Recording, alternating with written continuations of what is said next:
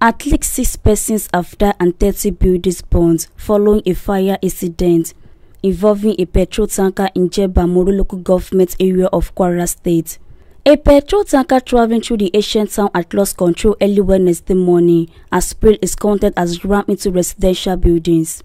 The incident resulted in huge explosion that burnt down at least 30 houses and shops and killed up to 6 persons. The state fire service in a swift response however brought the fire under control.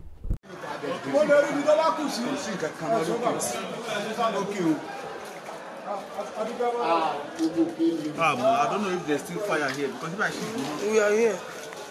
Please be careful, please. Our cutting, our old cutting, our cutting that people believe to go at school. Our carton, our cattle skinny, I'm going to whatever the skill you don't see. We don't know.